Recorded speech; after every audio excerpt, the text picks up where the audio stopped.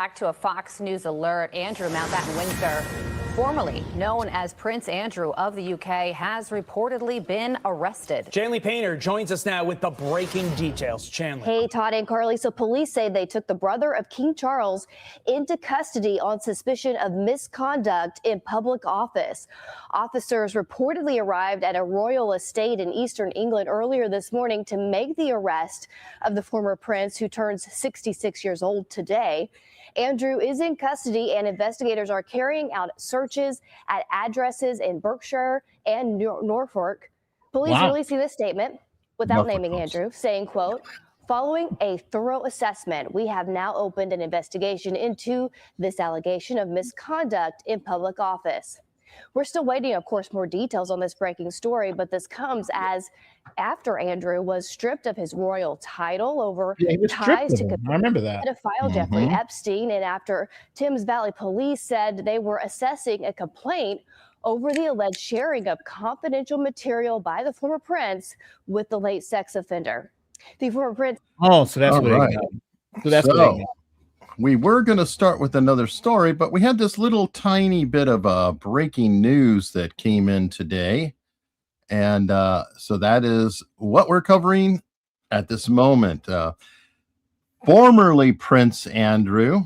So I guess it's Andrew Mountbatten is the name now, because he's just a civilian like you or I, who happens to have a castle he can live in and an inheritance from the Queen. So he's not exactly purely identical to us, but at least in name, no longer a prince. Supposedly he's still 8th in line for the crown. Even he's still in line for the line of succession for the crown, so he can still be king. So it's an interesting scenario. Now I have a feeling that may be going away pretty soon, but it's like when they're searching your house and stuff, and yes, he's going to be pretty occupied, and I'm sure that he's going to be released today in some sort of bail or house arrest. And by the way, think about it. House arrest, Nate, is a castle. Well, God, I'm just trapped here in my 40,000 square foot. It's just so horrible. So horrible. They got him, it's just total disgrace. But now there's a couple of things, though. Number one, happy birthday, Andrew. Yeah, they got him on his birthday. Yeah, that's that was pretty cold too. You think that was intentional? Okay, come on now. They've been investigating Andrew for literally years. His titles were removed, a couple months ago? I mean, it's been a while here. You have all this time, and you happen to have him arrested on his birthday. Yeah, I'm sure that's you don't think the brother have any, the king doesn't have no pull? We did this, but I think the king absolutely did have a pull, and we'll get to his statement coming up. So yeah, I think that this, as a matter of fact, is probably straight from the king. If you're going to do it, Thursday's his birthday.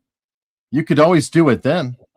And I'm going to make a statement here that's my opinion. Folks may disagree, but Keir Starmer is in deep trouble. The whole British government is in deep trouble because of Epstein files. And this works really well for Keir Starmer to distract a little bit from his own problems, because everybody is going to be focused on the royal family. And just so people understand how serious this is, Andrew, who is still 8th in line for the throne, faces a maximum sentence of life in prison if convicted, because they got him years. That could be life in prison. Well, at least they live long. State secrets. Yeah, they allegedly have him sharing state secrets. So yeah, so he is facing some serious. Hey, he could be in the Tower of London, it's been historical. I went there, as a matter of fact, in October. I got to visit the Tower of London. It would have been neat. I could have waved, "Hi, Andrew, hi." But there is some history here, because Andrew is the first royal to be arrested in 400 years. Who was the last guy?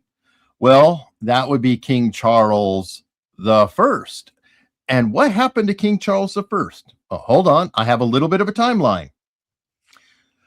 On the scaffold, Charles wore a white nightcap to keep his hair from bothering the executioner. He declared that he was going from a corruptible to an incorruptible crown. After signaling, the executioner severed his head with a single blow. Following the execution, the crowd was shocked, and some spectators dipped their handkerchiefs in his blood. The monarchy was subsequently abolished for 11 years. Wow. Well, if I Yeah, the last guy, they got rid of the monarchy for 11 years. That was during Cromwell. And a lot of people were wondering if Charles was going to be King Charles, our current one, because of the legacy of the name Charles. yeah. This is good. This is bad. This is bad. And so one thing they also say, like, this picture of him with Virginia Giuffre and Maxwell, he keeps saying this is a fake picture, but like even Maxwell says it's real. There are 2 out of 3 people in the picture. All we need is the photographer to agree. So it's and Andrew it was Epstein who versus everybody else. I assume Epstein took it, but we don't know that. Yeah, this picture may be fake too. Well, that one I actually think that's a false picture. In my opinion, I'll tell you why. He looks like he's doing CPR training. He really does. Training. Yeah. I mean, the pose, everything looks like CPR training. All right, CPR training with live victims, but they do. They do that. I mean, we train with real people. So we had the fake stuff, but real people, because you need to know where to place your hands, and well, we did it in like except you had to roll them over in the recovery position, like you needed a real person to do that versus the dolls they had. And somebody yelling, the photos are not fake. I'm not saying this photo is fake. I'm saying that this is I don't think this is in the proper context. You're saying correct. Now that doesn't mean he's not guilty. I think he's guilty as hell. But that particular picture, I don't think is the best example. They're the cops at his house. They're them going up in the obviously unmarked. So people don't realize too, the British monarchy has sovereign immunity. So what does that mean in practice? Meaning that they are free from arrest, right? When it's called the crown prosecutor, because they represent the king. But if you strip the titles. Yeah, but so if you strip the titles, but I'm not sure if his titles have been officially stripped or not yet. They have been, yes. That's why he is now Andrew Mountbatten. He does not go by Prince Andrew. All right. He is no longer, he has nothing with the that's an inheritance. That's a private deal, Nate. All right, because I'm assuming if he's still in line for the throne. Well, still in line doesn't give him a title. Yeah, so all right, maybe I'm trying to understand. Because let's say if you're second in line for the royal throne, you would still have sovereign immunity based on the succession, right? I think your title is what gives you sovereign immunity, because you are a royal and you are part of, they have a term for it, not the org, the corporation. I forget what it is, but they do have a term for it. And also, King Charles vowed full support. And we have that, our article as well. Yeah, I'm asking, is Andrew still a prince without the parliament, the UK parliament approval? Because I'm thinking you need I'm thinking that's all right. Using the name of a British monarchy. So yes, Parliament does have to approve it. So he does have, most royals or honors are for life. Parliament has to legislate, the removal and change of succession, but they have it necessary for the case of Andrew. So yes, so even though he's not officially styled as a prince and can't be called Prince Andrew, technically the potential patronage, historical records, everything. All right, so go ask the question. Does he have sovereign immunity? So I don't think he does. He have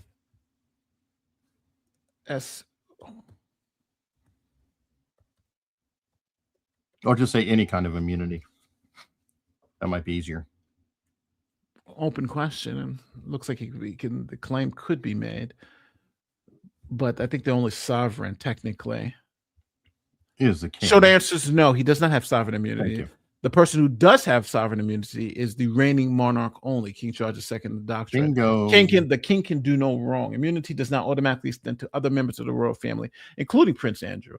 But now Prince Andrew is a private citizen by birth. In the United States, the same thing, obviously, with our sovereign, which is the thing. So bottom line, he does not have sovereign immunity. But generally, sovereign immunity has been extended to members of the royal family, especially when they're doing their official duties in other countries. So when But he Prince has no Andrew duties. when Prince Andrew comes to the United States, for But that would be instance, diplomatic he'd be afforded immunity. but it's a yes, it's a diplomatic immunity, generally to members of the royal family. So you're right. So the only person who has sovereign immunity would be the king, and Prince Andrew would not. So Right. he's William, who is even William does not. first in line, correct? Yeah. But it's usually it's one of those kind of like unofficial things we allow them to have, but really we don't have to do it. And he's still officially a prince until they remove him. So let me put it this way: when King Charles removed his titles, that was the green light. Yeah. Agreed. And here's the statement from His Majesty the King. I have learned with the deepest concern the news about Andrew Mountbatten Windsor and suspicion of misconduct in public office.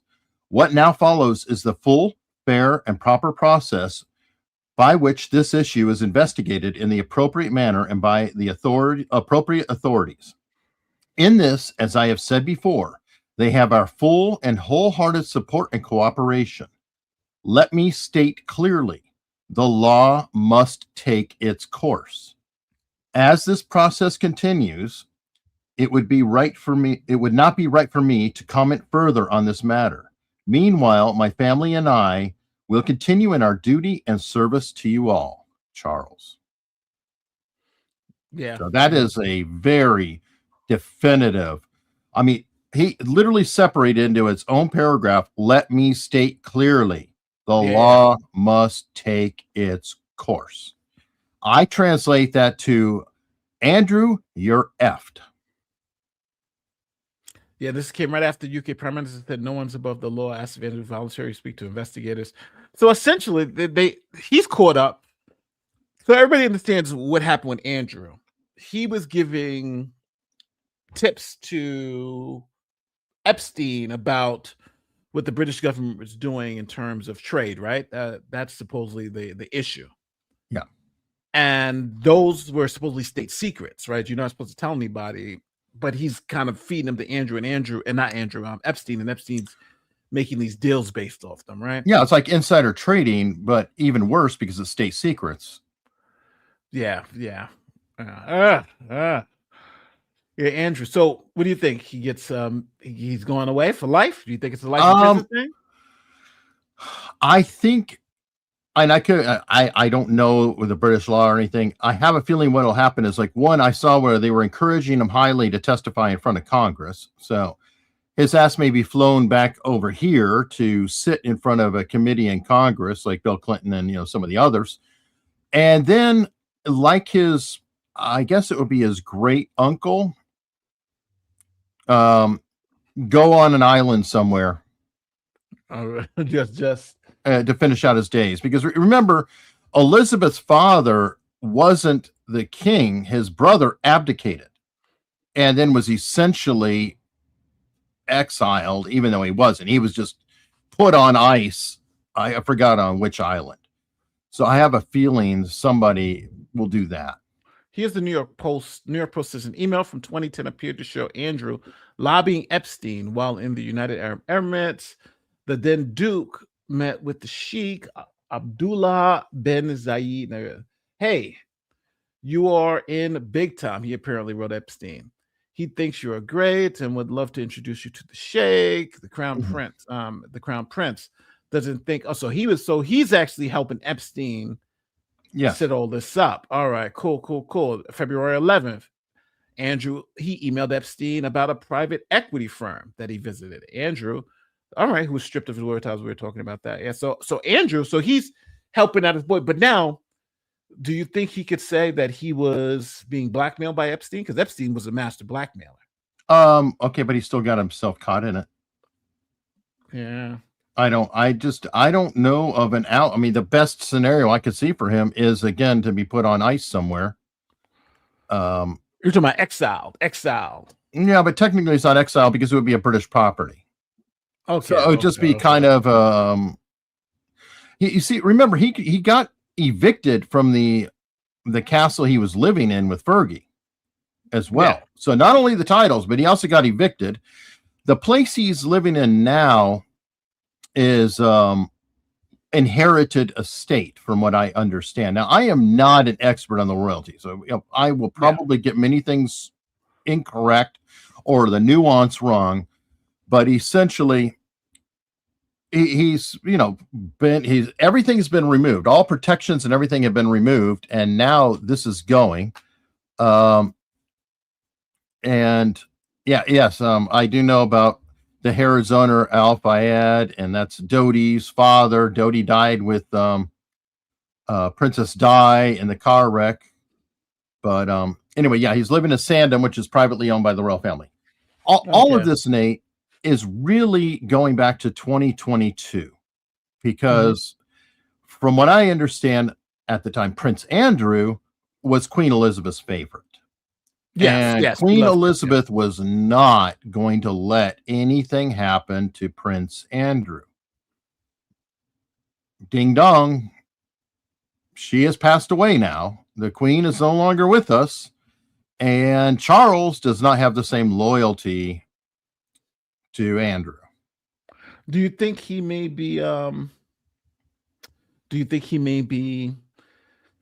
don't want to say in terms of his brother may be angry that he knows this was his mom's favorite. There may be some animosity. Oh, I'm sure there's baggage, just like his sons. William and Harry don't really see eye to eye from all reports. Yeah, because he calls himself the spare, right? That's what William calls himself. Well, Andrew was a spare. Yeah, Andrew was a spare. Well, we'll see. Harry called himself a spare, not William. William is Harry called himself a spare. But we'll see. It seems like the first domino to fall. Do you think? Go ahead. Well, Andrew also had another nickname, as Randy Andy. So Andrew was the goof off. He just do whatever. And the Queen, I think, was amused by him. He was just kind of her little scallywag son, kind of a little bit of a rug, fun, more entertaining. Charles never has been, known for his dynamic personality.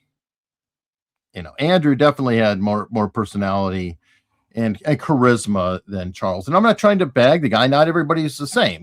But Charles is kind of serious, much like William is the more serious brother, and Harry is sort of the goof off who's out there in trouble, doing the drugs, getting involved with things. I think we shouldn't dance around the core issue here. This is a British royal prince, right? Who has now been arrested and facing a life sentence, possibly. Yes. From the emails from the Epstein stuff, because Nate, he's 66 years old. Well, even if he gets 20 years, it's a life sentence. So So I'm saying he's facing a life sentence. He may not get it. He can get a year, but he's facing a life sentence. And what I'm saying, and generally, like you said, the last 400 years, someone in the British royal family hasn't been arrested. Correct. So now that leads me to believe that if people are falling in Europe, seems like people are falling around over this person resign. Everybody's resigning over there. Now you got somebody from the British royal family going to jail. Yes. I think the government arrested. Arrested. So what I'm saying is that this now brings into question, we've been told by the Department of Justice that there's nothing in there that's going to send anybody else to jail. There's nothing in there that's good enough to even, investigate. Well, are they speaking in terms of U.S. citizens, or are they speaking in terms of British? Because every British person technically wouldn't apply. I'm not saying that there aren't people who are potentially going to face justice here as well, but I don't think it's fair to say, if they say, hey, there's nothing in here to endanger U.S. citizens, then so what I was saying, so what I want to, just to complete my thought, what I was saying is that no, it's fine. So what I'm saying is that this was when I first saw those emails about him sharing the secrets as a trade on. I was like, that seems pretty criminal to me. That seems like it's going to be an issue. And now obviously it's a big issue, right? He's facing a life sentence. Some of those other emails with the Epstein people about, the young women and all that other stuff, that seems kind of crazy to me too. And on top of that, they redacted all the names who he was sending these emails to. So to me, it seems like there's enough to at least investigate some of the Epstein things, where Kash Patel said Epstein only trafficked people to himself. I think that based on what we see from the emails seems to be a total lie. And I think now right. we need to, well, just from the emails that we've seen, right? Because obviously there was this trafficking, and now the UN has come out with this report saying that based on their analysis of the emails, it seems to be a big trafficking ring that involves young children that could rise to crimes against humanity if what is being said is true and it can be verified. So I think this now leads more credence to the whole cover-up scenario and within the Epstein files. There seems to be more out there, and the fact that they're still holding back 3.5 million documents, right? Well, she just claimed she released everything now, as of like 3 days ago. So this is the second time she did it. Remember, after the binder's full of nothing, there was like there's nothing else. I know all that, but I'm just talking about the recent ones. She released like 3.5 documents, and then she said she did another release. I think it was like 3 million or something. So I think there's like 6 million plus documents out there. I don't know though the exact number. I'm just telling you what was said. I don't hold much veracity to anything. Pam Bondi is a better anchor on Fox than she is. She's a disaster. Let's just call it out. Pam Bondi is an absolute disaster. I don't know how other you cut what's going on with poor Pam. And that's funny because I liked her when she first got to the job, but she had a nice resume. How many times do you see that? Yeah, she's a disaster. Well, let's move to our next story, because we got to talk about another disaster that's oncoming. This is our original headline story. But the Andrew thing kind of slapped us like. Well, we can't just ignore it. You can't just be like, otherwise, in the chat we'd be sitting here going, "What about Andrew? What about Andrew? Did you see Andrew got arrested? Andrew got arrested." It's like, yeah. We kind of have to say something about it.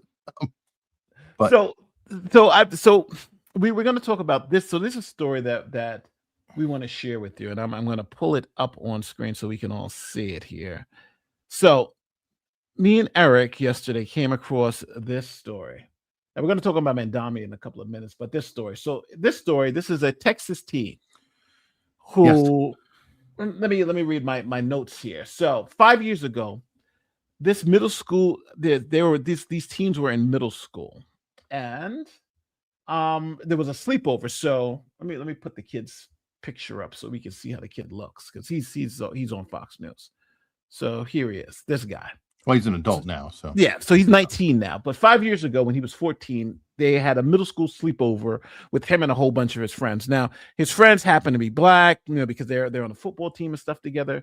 So you can see, obviously, if you're on a football team, there are black kids on a football team. So, they're all friends, and this is him going to prom and all that stuff.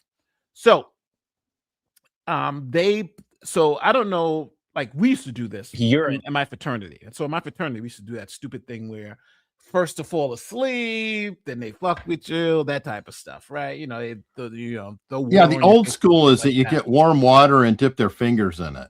Yeah, it's crazy shit, right? So, which is not really a big one, but it can cause an effect of somebody relieving themselves when they feel the warm water on their fingers, and other things, or shaving cream on their faces. It gets all the way to Sharpies. They had a particular one that they did, though. So what they did was, this first kid kind of fell asleep, and we'll go into the details, but essentially they blamed him for bullying the other kid. Now, at a point, they kind of had it all dead to rights, but the story kind of goes left, because the mom, now mind you, this white kid is hanging out with these black kids, all these black kids. Yeah. So the mom, to get money, she then accuses this kid of racist and said this whole thing was a racist situation, right? It's racism.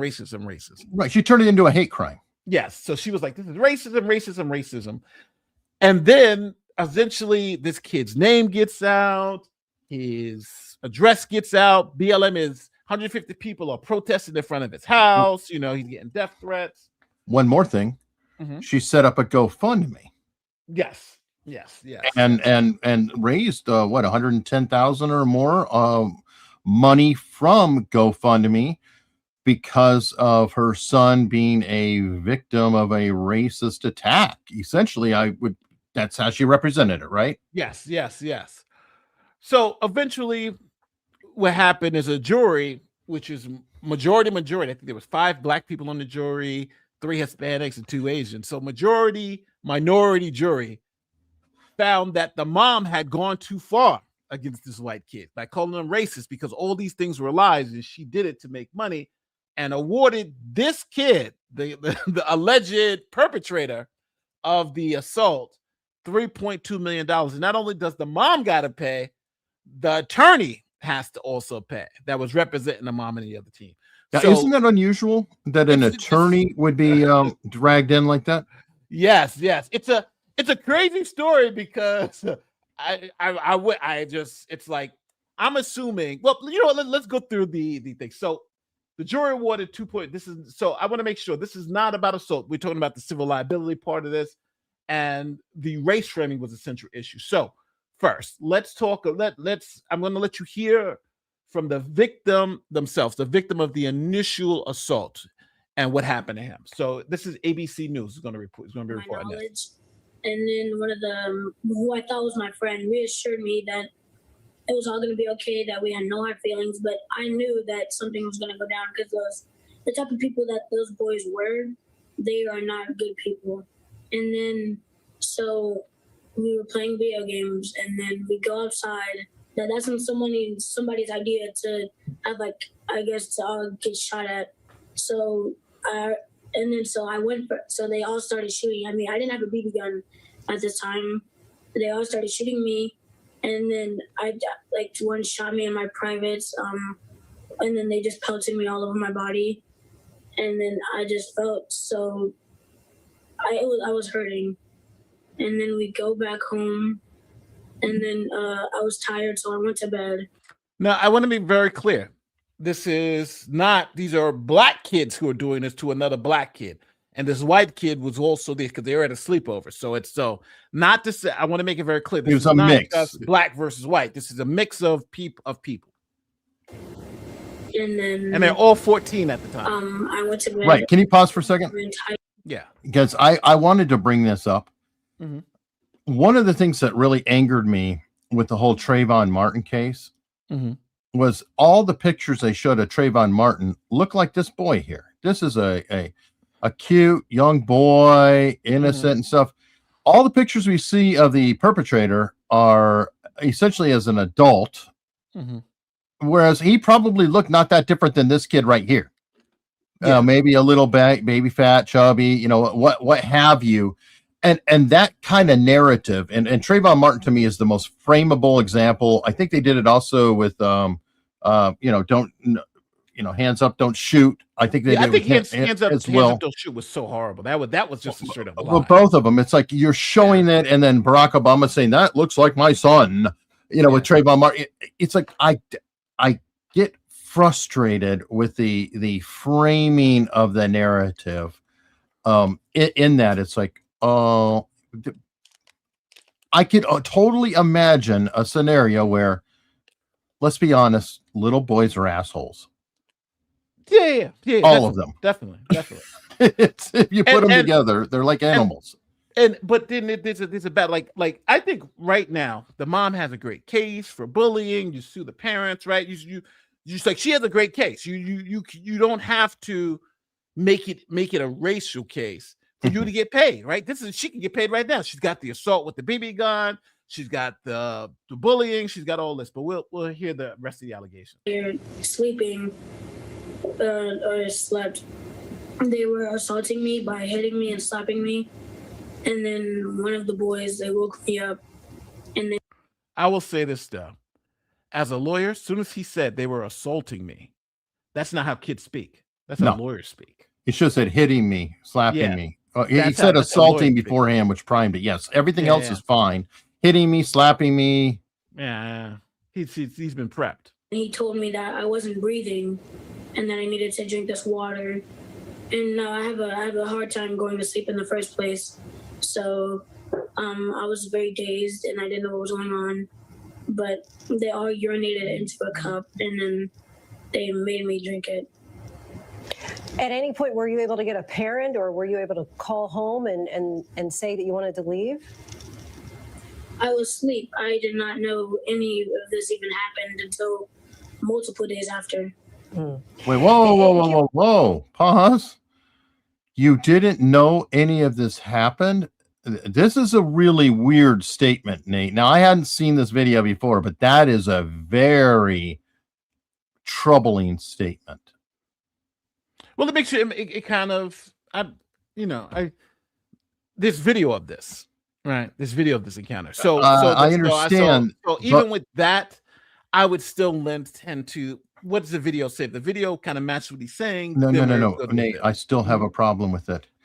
I didn't know what was going on. I waited a couple days. I think the video got out, and then mom said, we've got a case here. Or somebody said, oh my God. I'm agreeing with that. I don't know that this kid really felt like he has suffered that much, or he would have been saying the next morning, I can't believe they did this to me. Well, see we would have been, now, as a former cop and former prosecutor, that logic makes sense. But when applied to real criminal law situations in terms of the anxiety and things of that nature that goes into it, that's not what happens. A lot of times, for instance, like rape victims, sometimes that'll happen and they wait a week or maybe days before they report it.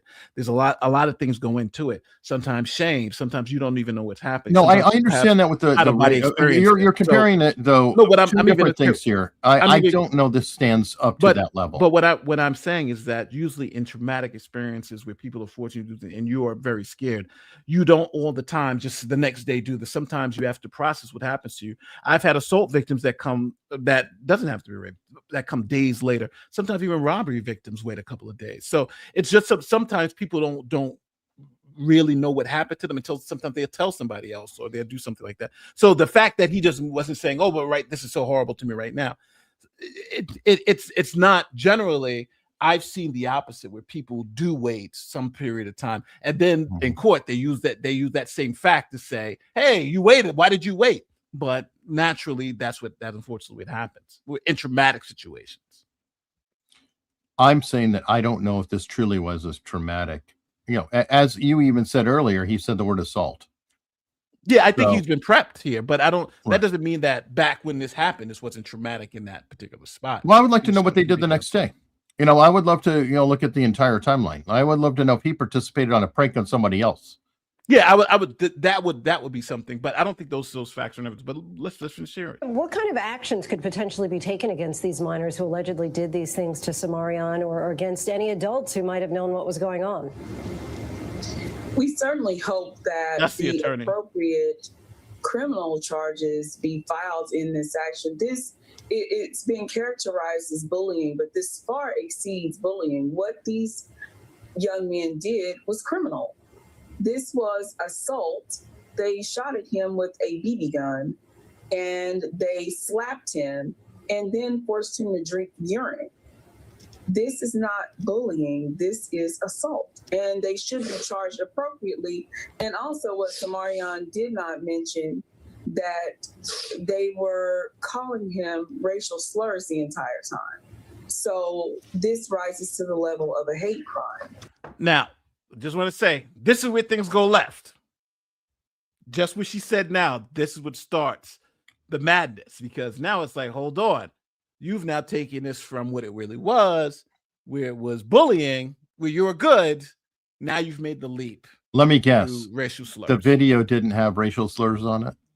The video and everything proved, they were able to prove to a jury that racism had nothing to do. Because there were probably no racial slurs being hurled on the video, which she just claimed. She made a truth claim there. And then they said, even when confronted with the truth, these women continue to push the race narrative that caused all this stuff. So let's finish to this. Okay. So we would we'll hear the other side. Charges brought against all of the young men who assaulted him, as well as the parents who allowed this to happen in their home. So you believe that this was racially motivated? Absolutely. And Summer, you're currently trying to raise funds for your son's therapy. What are some of the mental health issues that he's been displaying? All right. So now, racism mental health issues, raising funds for therapy, right? That's so now they're raising now I money would like to see based off the race payments. issue. Hold on. I would like to see payments to the therapist. Hold on. Let's do this. Let's do this. Now, that's what they were accused of, right? Mm-hmm. So now we're going to go what the accused says happened. So now we're going to go with the other side. So we've gotten a story from this kid. Now, this is again, this video you're about to watch is actually 5 years later after the Right. jury's come back. So he's now, because he was holding on because obviously he wanted to win his case. So now we're going to hear what he says happened. Right. It was immature and stupid, but it was nothing like how it was perceived in the media. When a week or two after my birthday, it kind of went to the media and got outraged and twisted and turned, and I wasn't able to tell my side of the story. How do you feel about that prank now? And this judgment. So happy, joy. Well, let's go back because I want to hear what he said about the prank. You skipped. What happened? Here it is. Here it is. Okay. Well, me and my friends from school, we had a sleepover for my birthday, and we played a prank. First one, went to sleep, got pranked. It was immature and stupid, but it was nothing like how it was perceived in the media. When a week or two after my birthday, it kind of went to the media and got outraged and twisted and turned, and I wasn't able to tell my side of the story. How do you feel about that prank now? It was immature. It was stupid. It was nasty, but that's not who I am, and that's not me today. When we, talk about this immature prank, did you force him to drink urine? No, no one forced anything. Nothing like that. Given what happened, what do you think about how it played out publicly? Do you think that was appropriate? No, I was 13 and I was having bricks thrown through my own house window. I was getting death threats, not just me, but my parents were told how people would gut me and kill me. That's not how anyone should react or treat someone, no matter what. One of the allegations was that you and others used racial slurs. Did you do that? No, this was a friend for 3 years prior than that. He would frequently go to my house. I treated him like a brother. He was just a friend. I wouldn't use that, and obviously if I did, he wouldn't have been at my house for 3 years straight. So, Eric, is this a racist? No, it's obviously not. And was this racially motivated? No, it was a birthday, and he was a bunch of stupid kids. So now, the issue is now they've just said that he was racial slurs, right? He says no racial slurs were used. They got a video of this. This is now, remember, the video didn't show there was racial slurs. That he was forced to drink it. That didn't show that. So now you have all of this evidence of them lying, essentially lying, trying to make this into a racial issue. And the fact that he's been friends with the kid for 3 years and the guy goes over his house all the time. So so now we're getting into the part where the shifts are turned, because I think initially you could make the argument that if this was a sleepover at his house and this did happen, then maybe his parents should be on the hook for something, right? Because this is what happened. If describe what happens isn't right. But now the shift is that why now lie and say this kid and his family are racist when you absolutely know that's not true? Mm-hmm. Why say there are racial slurs when you absolutely know that's not true? What do you think, Eric? I agree. I mean, it's obviously not true. And now we have to just go into the motivations. Your first motivation seems to be money, but it wasn't true. And by the way, I'm not saying that this behavior is acceptable. I'm saying that it happens. probably has gotten better than it used to be. I'm a child of the 70s and 80s, and yes, I was hit with BB guns myself. Kids would throw rocks at each other. Unfortunately, sometimes they take out an eye or cause actual real damage. I mean, kids can be absolutely awful. And I think that the parents, his parents and the other parents, they probably should have gotten a phone call. Like, your son did this, blah, blah, blah, blah, blah. And then they would have to straighten out and punish their children accordingly. But this went way beyond any of that. Mm-hmm. Well, I'm thinking, let me see if I can put a poll in the chat. I'm going to put a poll in the chat, and I want the poll to be, because now you've heard both sides of the story, right? Do you believe that charges were filed against these kids? Charges. Do you think charges were filed? I'm going to start a poll. Do you think this kid was charged? Do you think the kids were charged? I'm putting that cold poll in the chat. I want to give people a couple of seconds because I know the answer, but I don't think Eric knows the answer. I think a good question would be, should they have been charged? But anyway. Well, maybe should. That could be a follow-up poll It's question. in the past. Yeah. All right. So do you think the kids were charged? 59 say no. 42 says yes. Yes is winning. Yes is winning. So back and forth. I think you have a very good argument for them to be charged, right? Because you heard the victim, and then you have a very good argument for them not to be charged, where you heard the defendant, right? He's like, hold on, this is not what happened. And now it's 50-50, 43 votes. Seems like people are confused. So here's what happened. This is whether they were charged or not. Here is the answer. Let me put it up for you guys.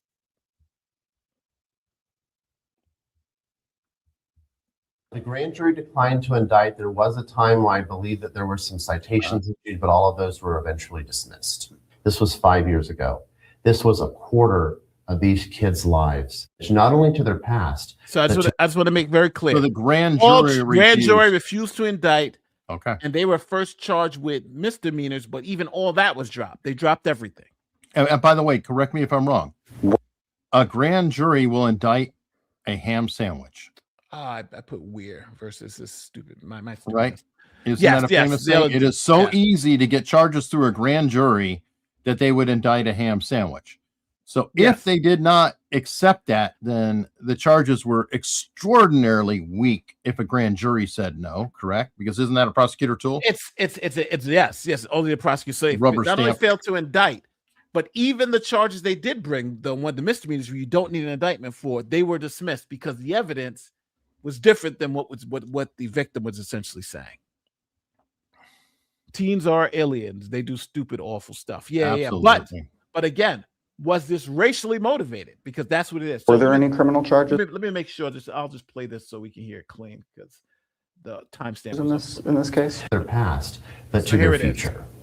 Were there any criminal charges in this case? The grand jury declined to indict. There was a time where I believe that there were some citations issued, but all of those were eventually dismissed. So nothing, right? You got nothing.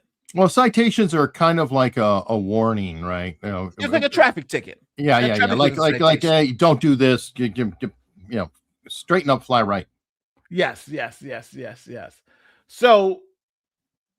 So now let's go to why the mom was sued. So now the mom of the victim, who we saw earlier, she's the one that was sued. So now we got to get to why the hell was she sued and why she. I'm going to guess that she did not accept the response from the justice system, but that's just my guess. So here it is. Here's the lawyer explaining what happened. Let me put him on the screen. Share this instead. Here we go. Here's what he said happened. It's muted. I don't hear it. Yeah, it's I gotta do the unshare then share again because of the what's it called? You know what StreamYard does that? StreamYard, yeah, the check gets lost or something. Yeah, stop sharing. There it is, and I gotta share it again now.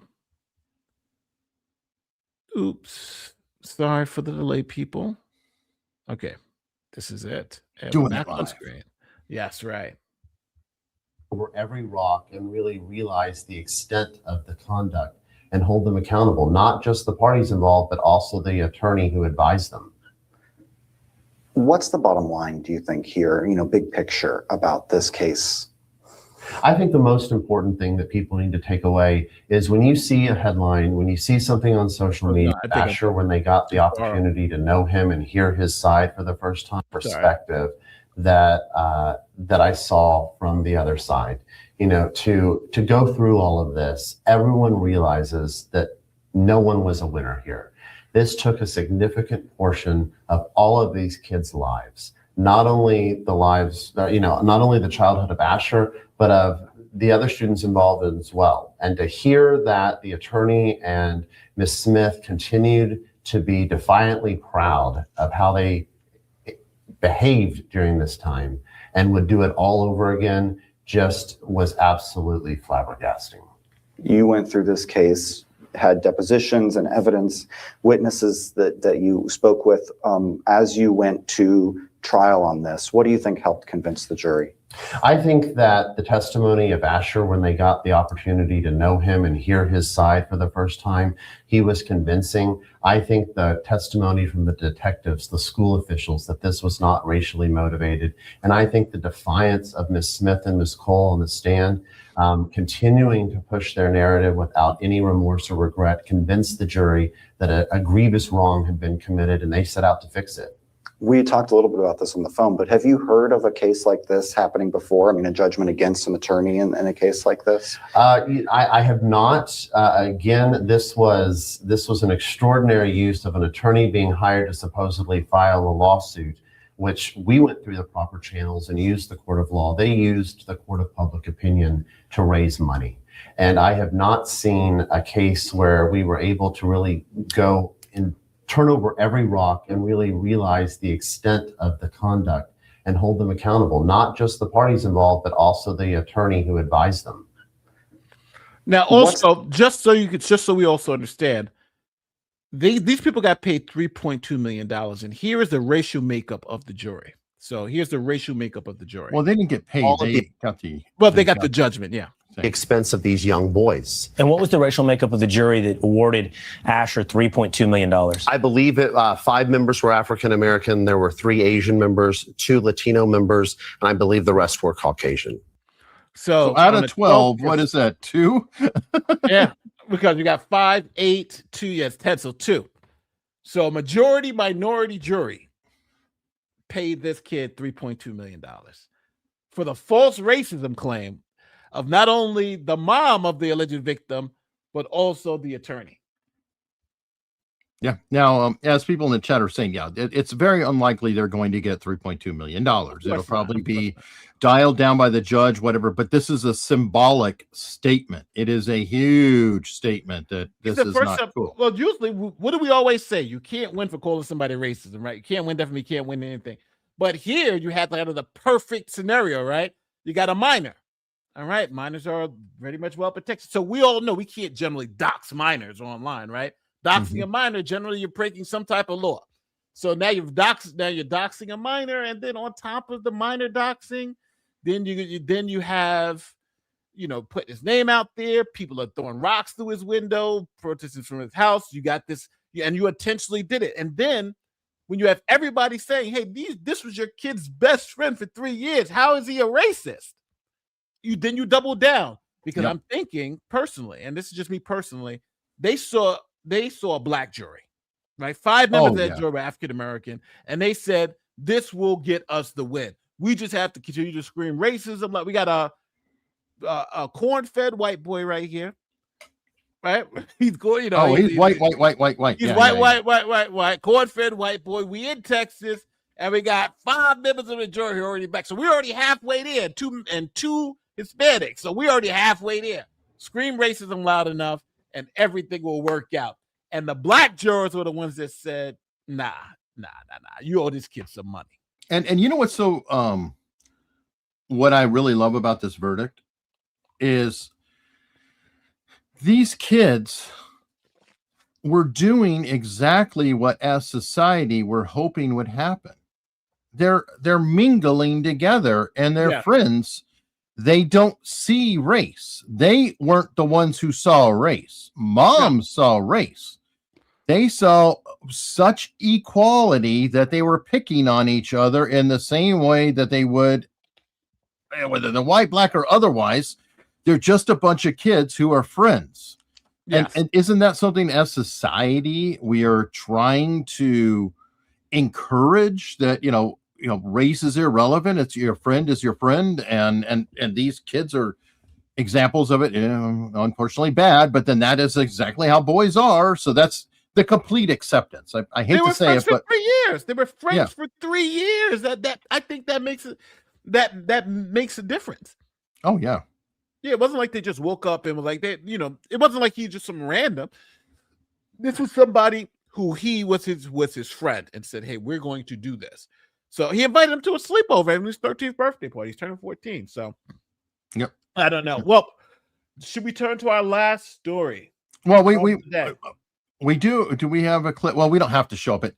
I do want to say though. Play the video? No, it doesn't. I won't play, yeah. The last little bit though is mom and mom, folks, take a guess. Do you think mom is saying, oh well, maybe I did bad, maybe I should keep my nose clean, beg for mercy, see if I get the judgment down?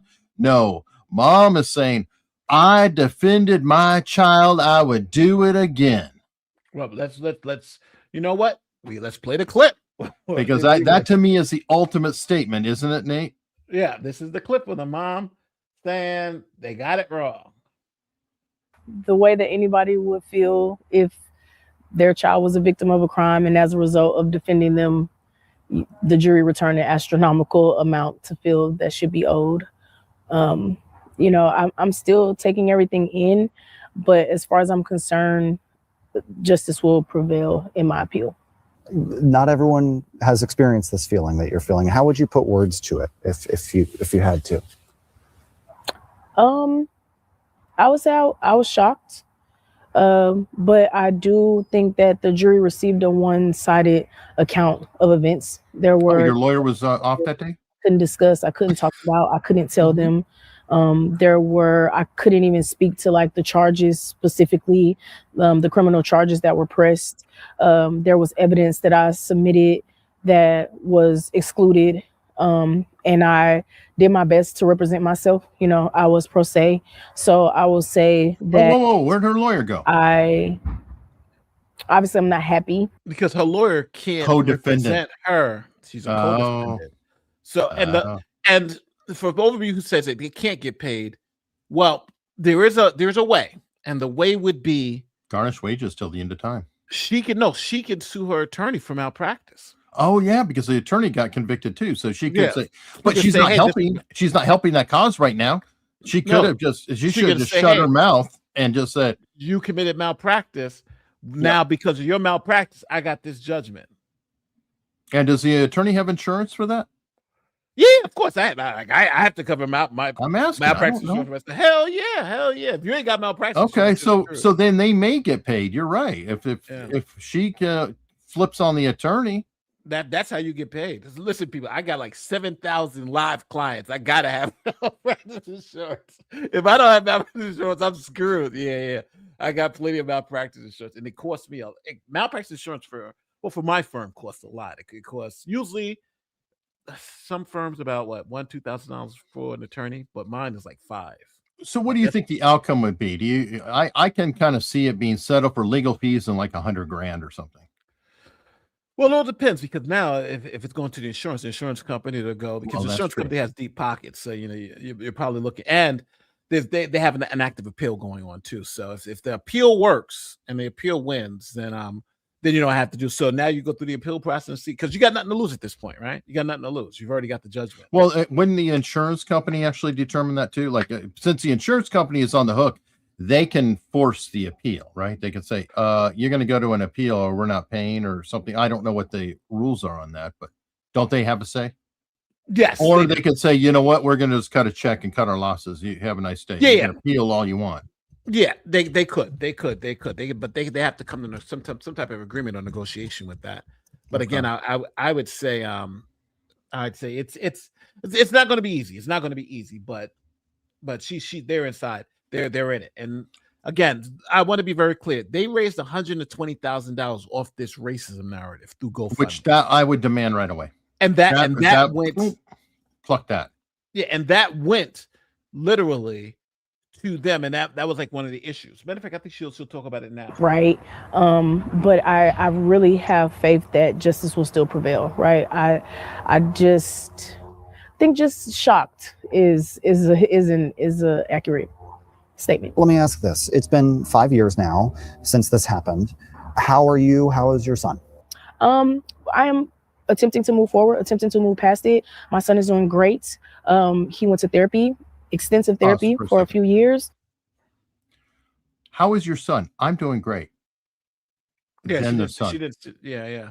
No. That look, you know we do that kind of thing. You know, No, your statement analysis. Yeah. No, I'm saying I was agreeing with you, and I said she didn't start talking about him till after she talked about herself. Mm-hmm. It was like, oh, this is me time. I mean, that's saying a lot. I'm just saying that it's like she should have, and you know, I know you, I know your wife. If I ask something about your daughter, you'd be like, oh, she's blah blah blah. There would be no I'm blah blah blah, and then the son. Yeah, it was quick, but it is important. Oh yeah. He's in college now. He is living his best life. And as you can see, like, he doesn't sit here next to me today or anything like that. It's because I am trying my best not to re-victimize him. I'm trying my best to keep him from having to relive a lot of the events that occurred in the past. I'm a hero. One of the key points in this civil case was about some of the publicity in the immediate aftermath of this incident. One clip that I think was probably played in court that we aired was a press conference where you called Asher Van evil. Do you regret that? I feel that the acts were vile, and I feel that that was my opinion of the act. To urinate in a cup, to put it to someone's lips, to have them drink it, I feel it was vile.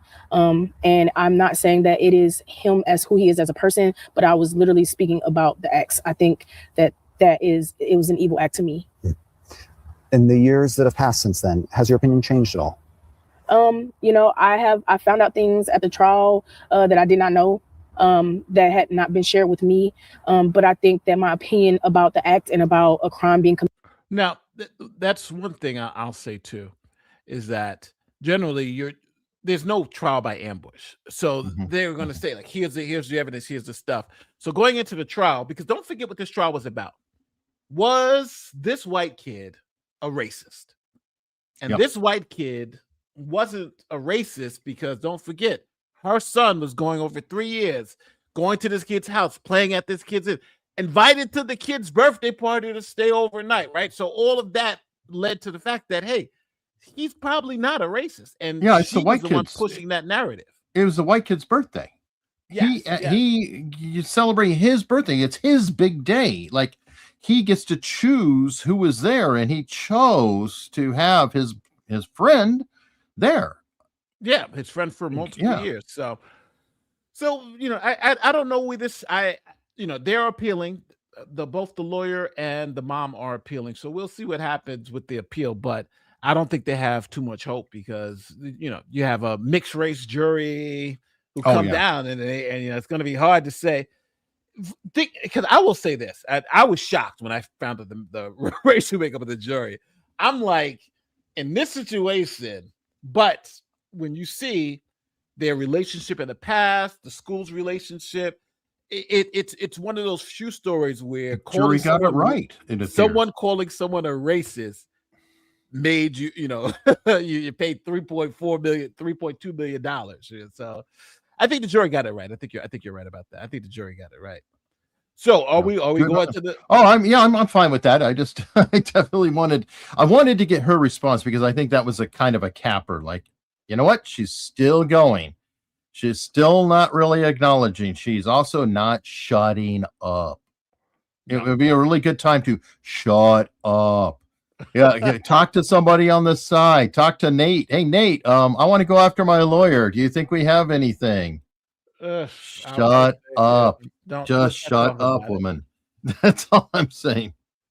So our next show, the next thing we're going to talk about. So we're going to go from racism to communism?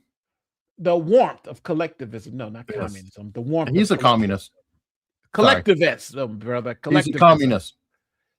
I'll go for socialist, but I like to. Why stop halfway? It's a spectrum. So Zohran Mamdani, the mayor of New York City. Let me pull him up. Zohran Mamdani. He has decided. Does he sound like the vending machine in Big? It does. It does. It does. Oh, I didn't even think about that. And you see, hey, look, he was promising magical things during his entire campaign, so I think it fits. Yes. So, matter of fact, let me play some of the videos of the things that he was promising during the campaign. Right? I called this Zohran Mamdani, everything free. That's what I call this. This is his campaign ad.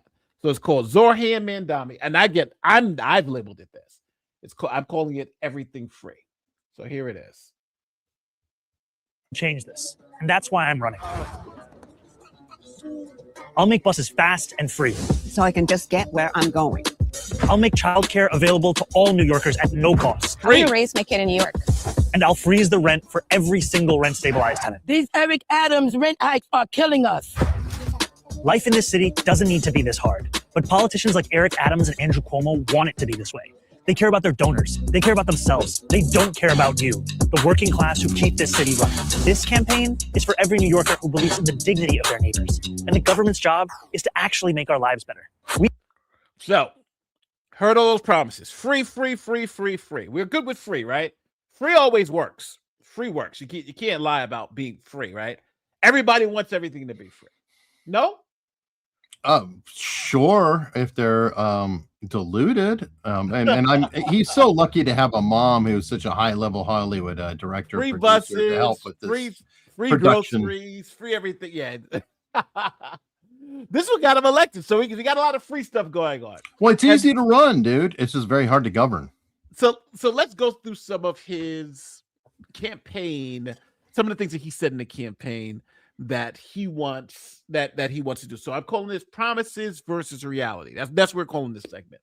Promise number one, homeless encampments. Now, New York City had a problem with homeless encampments, and all the mayors before Mamdani said we're going to kick out homeless encampments. Well, he was fulfilling that promise, Nate. Well, technically, he was fulfilling it and letting people die. Yes. Well, first, let's get to his stance on homeless encampments. So here is his stance on homeless encampments. Hey, Stephen Teresa. So Mayor Eric Adams made cleaning up homeless encampments one of his top priorities when he took office about 4 years ago now. But Mayor-elect Zohran Mamdani says he will be ending this policy practice starting in January. If you are not connecting homeless New Yorkers to the housing that they so desperately need, then you cannot deem anything you're doing to be a success. We are going to take an approach that understands its mission is connecting those New Yorkers to housing, whether it's supportive housing, whether it's rental housing, whatever kind of housing it is. According to the Adams administration, they have cleared out more than 18,000 homeless encampments since March. So he's not cleaning out homeless encampments. Now, Eric, tell the people what happened because he refused to clean out the homeless encampments. Well, all right. First off, well, let's explain what the cleaning out homeless encampments was about. Why Eric Adams was being so mean and cruel, because that's the way Mamdani was representing it, right? That you have these poor people. They barely get anything together, a tent, all their stuff, and they're just trying to gather up and survive where they are. And mean old Eric Adams and mayors prior to him, they would go around with vans or trucks. They say, hey, you got to move, get you to a shelter. They give them a warning. They wouldn't move. So they come back to the van and they pick up all their crap and they say, look, we're taking you to the shelter. And they would take them to the shelter.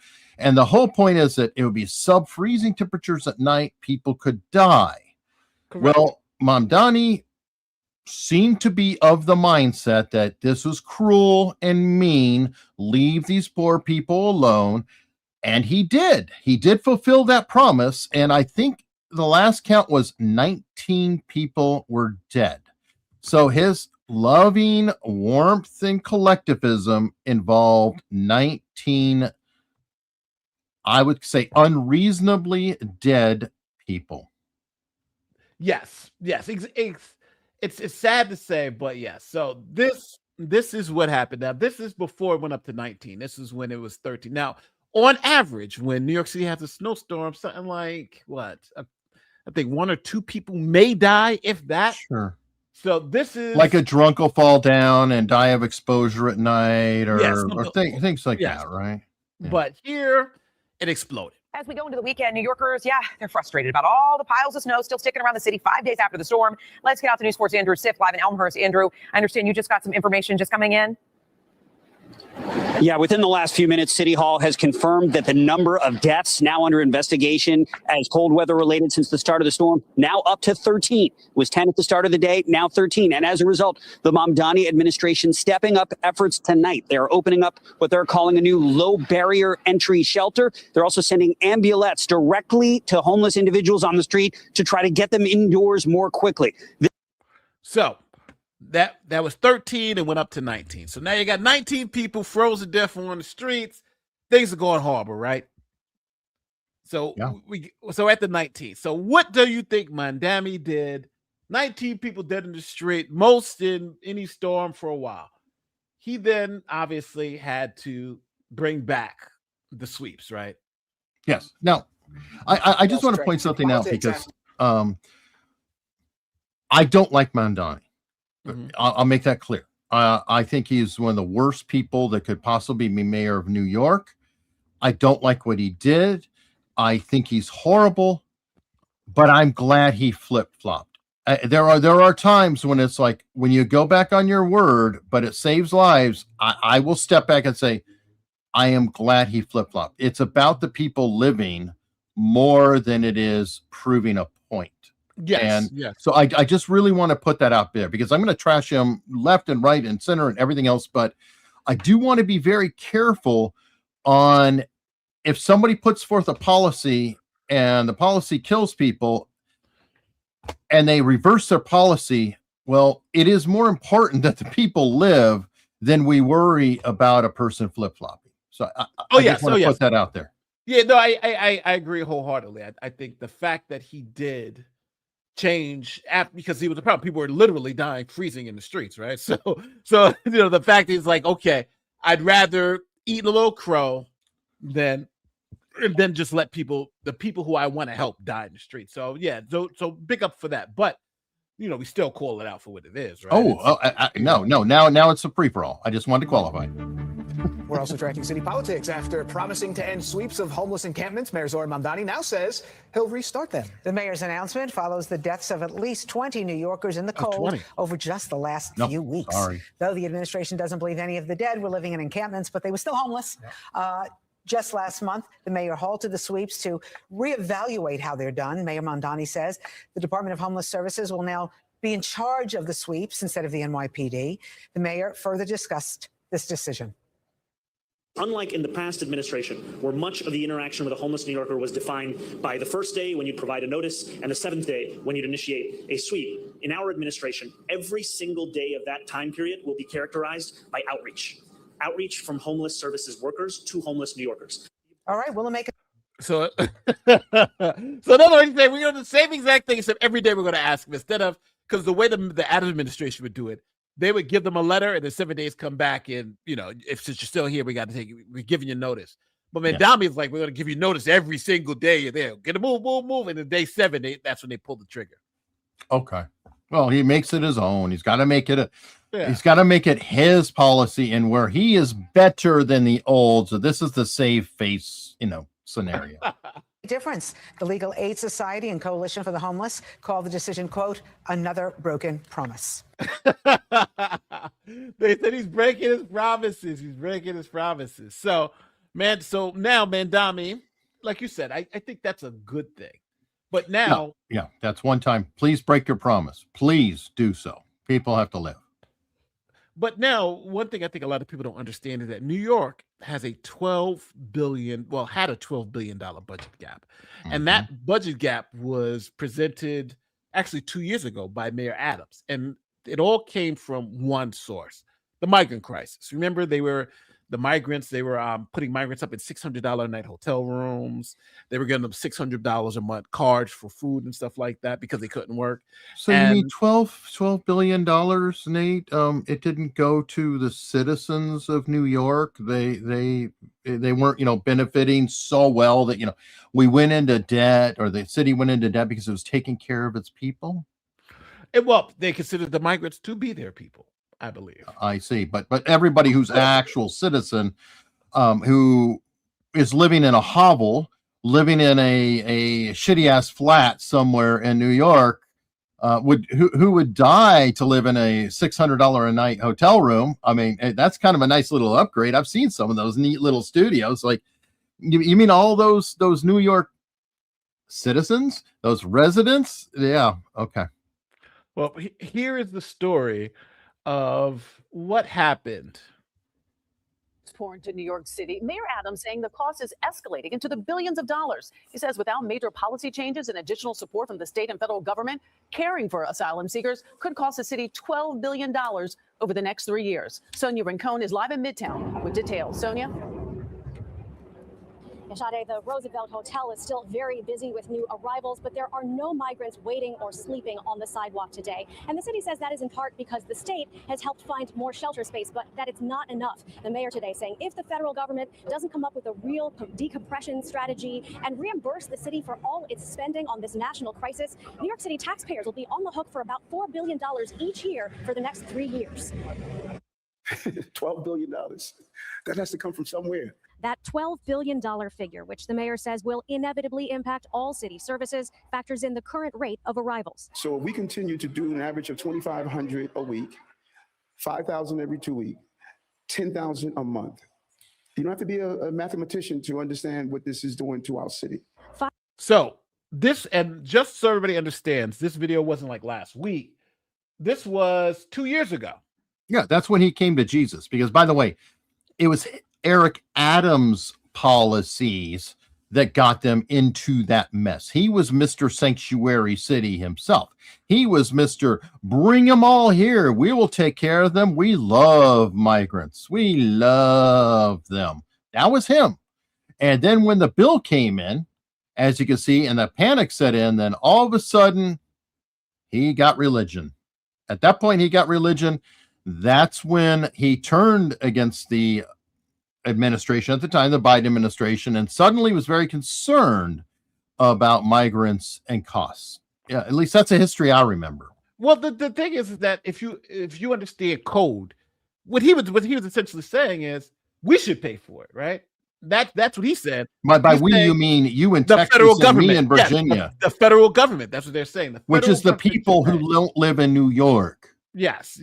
They should be reimbursed, right? They should be reimbursed for this. But that's not the way this works. I don't want to pay for New York. If you choose to put people up in $600 a night hotel rooms and give them $600 a month for food and take care of them, why should I have to pay for that from Texas? Why should you have to pay for that from Virginia? That doesn't make any sense. Yep.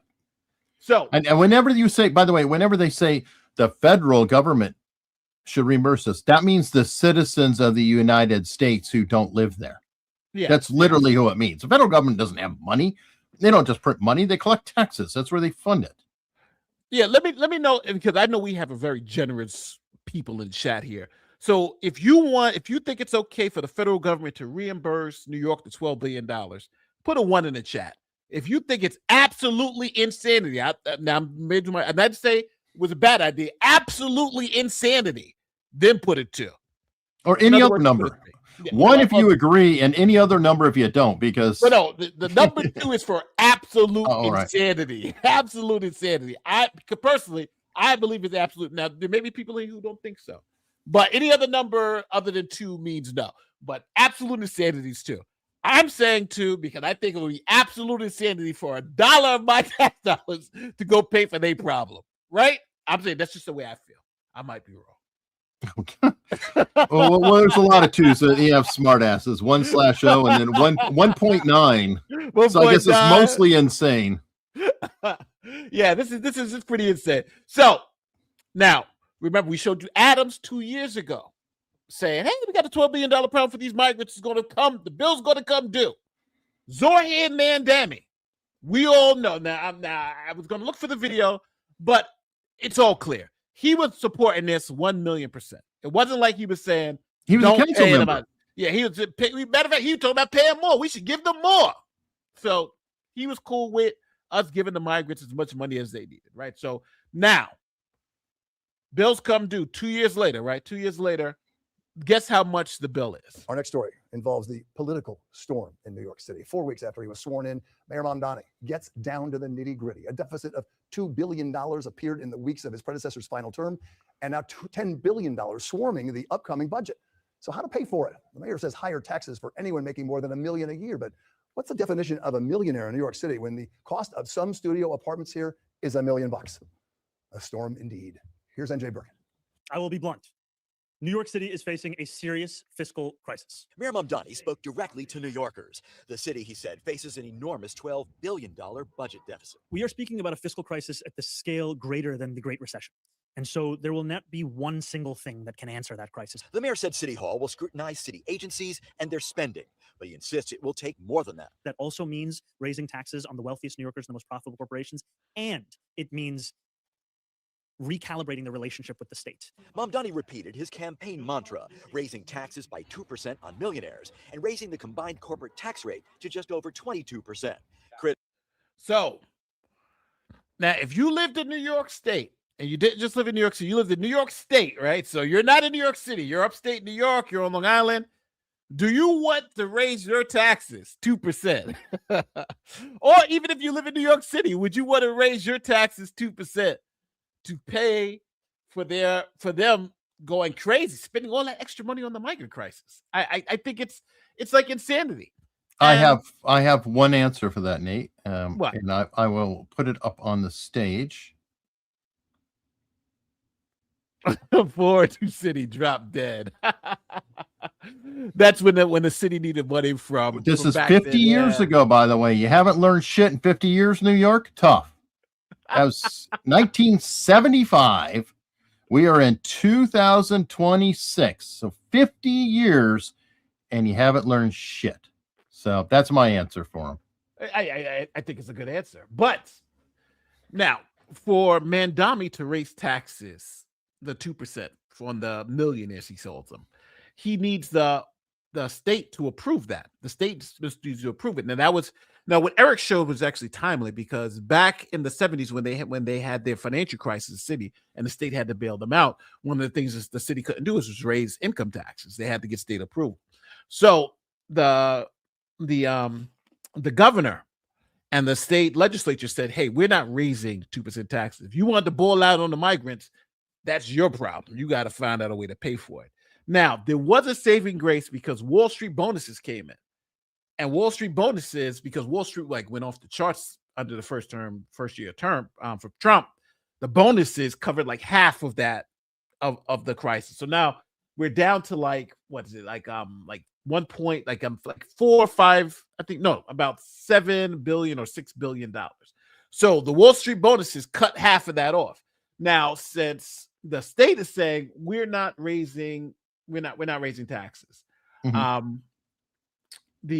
Hold on, let me make sure I got the right clip here. So now, since the state said we're not raising taxes, Mamdani now says that he can by law raise property taxes, but property taxes he has to raise across the board.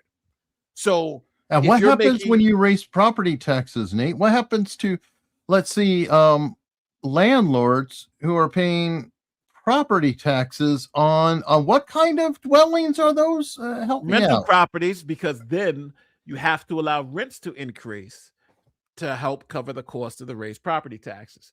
So Zoran has decided to essentially try to force the state government into raising taxes on the 2%.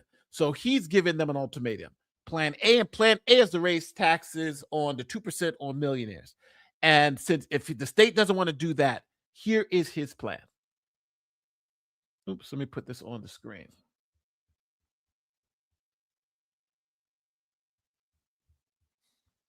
To bridge this gap. And if we do not go down the first path, the city will be forced down a second, more harmful path. Mamdani says the more painful path would involve raising the city's property tax rate by 9.5%. That's the only tax the city has the power to raise without permission from Albany. That would generate $3.7 billion in revenue.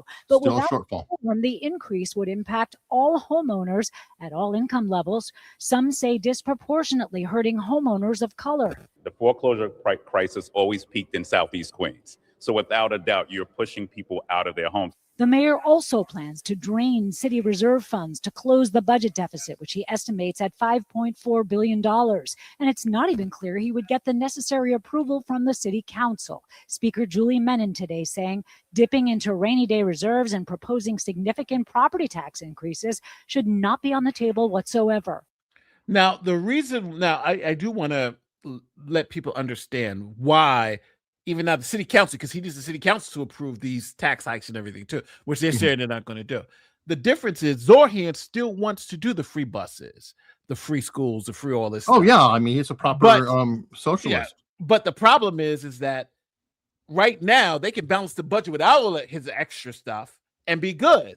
But he wants to still do that extra stuff. He still wants to freeze, but he wants to do it in a way, but he needs the money to do it. And the only way he gets the money to do it is by raising taxes. So that's why the city council is like, no, we're not going to do this. This is Can I point out why this is so insidious too?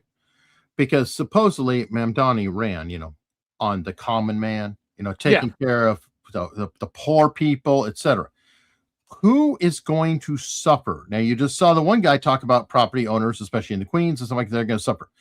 The truth is this: the people who are going to suffer most are those who cannot afford to leave New York. The people who are already barely getting by, they're suffering completely. They're going to watch their rents rise, their property taxes go up, and the rich people that he loves to pick on and talk about so much, well, they're all going to move. Because they have the means, they have the money, they can say, bye-bye, sucks to be you, which means there's even more money that is moving out of the city because you're not even getting the income taxes that they're paying now because they're going to be out of there. So he is taking stupid, doubling down, and compounding it. So congratulations, New York, you voted him in. And so here, they're in trouble. They're in trouble. I don't think they're going to be able to get away with. There is some serious trouble here.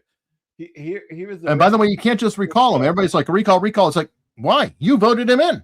He has the mantle to do this shit. He has the right to raise property taxes. He's been in for a month. He's only been in for what? This is like a month and a half now. Oh no, we're more than a month and a half in. Mm-hmm. Of his last resort plans, just one day after Governor Kathy Hochul announced she would bail the city out to the tune of another $1.5 billion. I'm not supportive of property tax increase. I don't know that that's necessary. But it's false to think they're the only two choices. Dig into the agencies, identify spending that is helping New Yorkers and keep it, that is not helping New Yorkers and shrink it or eliminating it. Mamdani has dispatched savings officers to each city agency to search for savings, and they're due back with answers next month. Pause. That's what I love so much. Pay more people. This is a bureaucratic. Yes, this is completely a bureaucratical mindset. It's like, oh shit, we got to save some money. Let's hire some people to find some things to save. It is just. The mindset is so bonkers. It is hilarious. And this is any bureaucracy. It's like, what is the one purpose of any bureaucracy?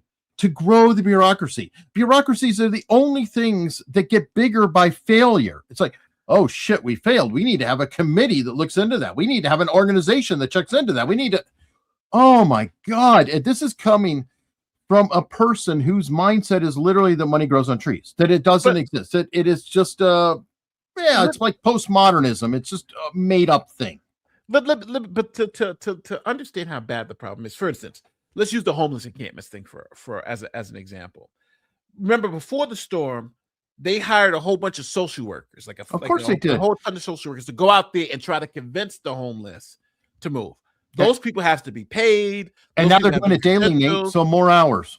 Yes, so but that's what I'm saying. You had those people have to be paid. Those people have benefits. That's a whole 60 people is a whole lot of money. Like if you just 10 people is a whole lot of money. And you're talking about people who are social workers, so they have degrees in this stuff. So you got to pay them more because of credentials and stuff like that. Then you got to pay the people to vet those people. So there's a whole infrastructure that now has to come to life. And where before you didn't have any of those people, right? You had the police, and you already had a set amount of people. So now by doing that, he's inflated the budget.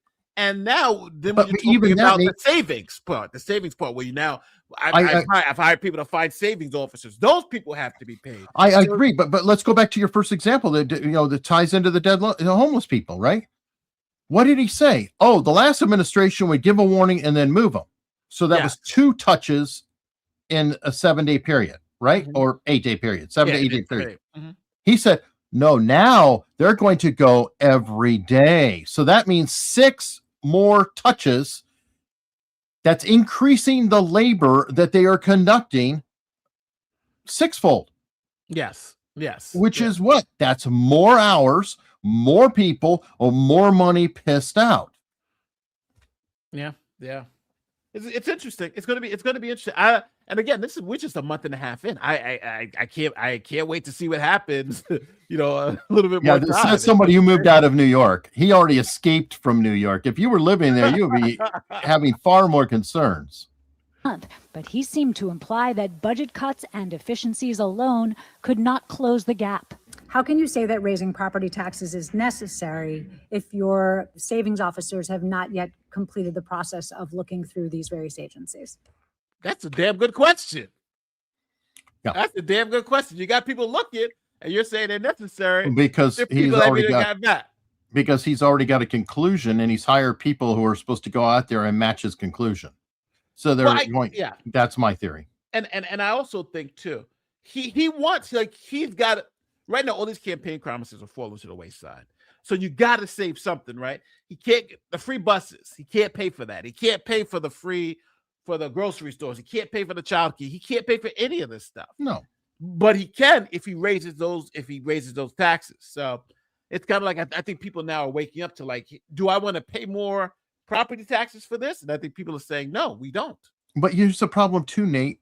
The reason why he wants to attack property taxes is the same mindset of, I'm going to attack the rich. The thought is that if you have property, you're richer. He doesn't understand the trickle down, like I said before, that the landlords have to pass the costs down to the tenants.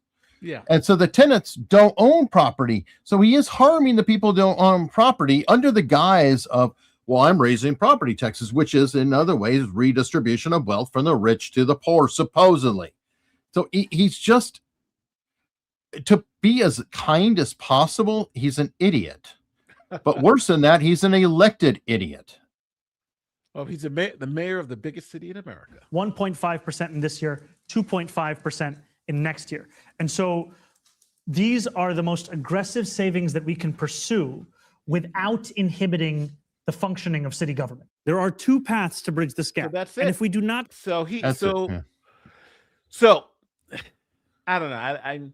I think it's so wild because at the end of the day, every promise of free stuff, I've never seen someone have to turn around all their promises in the first month and a half, right? Free rent, gone. Free buses, gone. Homeless encampments, guess what? We're stopped, but now we're back to doing that. What, at this point, what did we vote for? We voted this guy, and what did we vote for? He can't give us anything he said. And the crazy part about it is that we all said it going up to election. There's no way he can do free buses. There's no way. How's going to pay for the mics? We've been saying this for a year, but no one listened. Now you got the guy in there. He's essentially doing the same thing. So what do you think is going to happen in New York? Do you think there's going to be any fallout? Do you think he's going to? Because one thing I also want to say. I watch Kyle Kalinske and what's the other one? Breaking Points. They are all saying how New York City loves this guy, and he's loved in New York City. He loved in New York City. I'm like, what are they looking at? Well, you know what? Let me look up the more recent polls. New York MIC polls on the mayor. What do you think they're going to say? It's going to take a while for it to go up because people voted him in. Remember, the other two candidates couldn't get over 50% against the guy. He always had a majority. But he's so I'm going to say that you have some stupid people in New York. Yeah, they just love the swan song of free, free, free. Give it to me. And yeah, I wouldn't be surprised if he's still popular. It's a lagging indicator. It's funny because Google still has Mayor Adams. I'm like what? So the only one I get. So I'm trying to find something. Toad French makes a good point. New York also keeps reelecting AOC, another brain trust. Yeah. Well, I'm putting it in perplexity because Google keeps giving me Mayor Adams. So we'll see. And the reason why he's flip-flopping now is because he's got a gun against his head. There are certain things like you got to pay the bills. You can't just say, "Oh, I'm going to talk about it." He literally is the mayor now. He can promise all day long as candidate Mamdani, but now he is the effing mayor, and these bills are due. He can't. The city is potentially going to go into default. I'm asking. So it says there's no numbers on his job approval. Well, we'll just give it a little time. It's going to be a lagging indicator. There's probably a lot of people who don't pay attention to the news or anything else. They're still caught up in the wave of, look, the guy we like with the cool commercials, he's the mayor, yay. They don't know. Right now, all right. So the latest poll they had that was published on February 3rd, and this was before Democrats view him 64% favorably, but he's underwater in New York. Well, he's above water. 32% unfavorable, 48% favorable. So he's under 50%. No, and that's before all of these controversies. Hey, in modern day, that's pretty good. That's popular. In modern day, at that point, he's fairly popular. I would 48%. Well, I would think because what's his name had he was at like 52% at one point in time. Mayor Adams left that at 28%. So yeah, he still hasn't gotten 50%. Mm-hmm. He maxed out though. He won the election by 50.8%. So they use that. So he had the majority, period. And that's what I was saying. That even with two other candidates, they couldn't get him out of a majority. So the guy won handily, clearly, no question, other than the taste of people in New York. And I'm sorry, I will be critical. You voted him in, New York. He's yours. You broke it. You bought it. They're saying latest trends seem to show a dramatic drop in popularity, but no new polls have been conducted yet. So I think they have like this research group that looks at online stuff and says it's tries to determine the popularity. Nate, so we'll see. I will make you a bet because I think the crystal balls that you mentioned and Kyle Kulinski still like the guy, and the mainstream media philosophically feel the same with what he promised. And my opinion is you won't see a lot of polls, and they will avoid doing the polls because they won't look good. They won't look good over time. And that's going to go against the narrative because I really think that deep down, and these are all my opinions, but the whole elite journalistic class and all that, they want his promises to be real. They want that to be true. And anything that goes against it goes against the narrative. Can't have that. But that's my opinion. I'd love to know what, the comments, the chat, and everybody else thinks. I'm looking at, just before we get out here, I'm looking at U.S. NYC population and budget versus Florida. Because I've been seeing people saying that the state of Florida has, I think, twice or three times as many people, but their budget is less than the city of New York. The state of Florida is bigger than the state of New York by a small. No. The New York City budget. So the state budget in Florida was $174 billion. Okay. The New York City budget that Mamdani says is $5 billion in the whole. So the city with 8 million people versus a state with 24 million people. The city of New York's budget is $122.7 billion. So it's $10 billion more than the entire state of Florida. I thought you said Florida was 174. I'm confused. So what were the Florida numbers is again? 117. Oh, 117. Okay. 117. Where New York City is 122 billion. Right. So the city of New York's budget is bigger than the entire state of Florida. The city of New York has 8 million people. Florida has 24 million people. Right. The third largest state in the union. So yeah, so if you do that per resident, New York City pays about $14,000 per resident in taxes for the budget. And in Florida, it's about $4,800 per resident. That's crazy. That's insane. Well, my bigger thing is does Florida have any shortfalls? Or do they have a surplus? Florida has a surplus. Well, there you go. It's just like, which one is fiscally responsible? Which one isn't? It's pretty easy to answer these questions. Yeah, New York has a high level. New York has, for instance, they have the right to shelter law, which they have to spend. They have extensive social services programs. Yeah, some of the best in the country. They take care of they're taking care of the migrants. So yeah, so New York, a lot they have a lot of fat in their budget, and that's what causes it. And by the way, my opinion is that property taxes are the most insidious taxes of all. And I will tell you why. Income taxes are something that you choose to work and you get that income. You can adjust it up and down depending whether you work or not. Now, I'm not saying it's a great idea to not work, whatever, but you do have control over that. Sales tax, again, if you choose to buy something that there's a tax on it, but you can choose not to buy that, so you can escape that tax, correct? So you're talking about the consumption tax, yeah. But you can escape a property tax No, you can't. by not buying property. Oh, well, thank you. But the point is that if you actually own property, you never actually own it. That's my argument.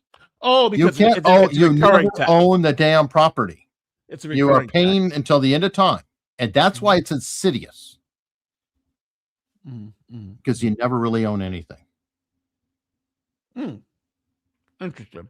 Because you still have to pay the tax or the thing. Right. I own my house. We still pay a tax every year. So do we truly own it?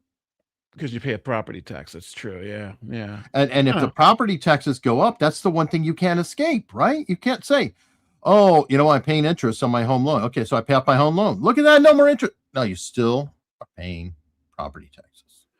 Yeah. Yeah. You're on a fixed income now. You're retired. You don't have much money coming in. Nope, you're still paying property taxes. And that is ugly.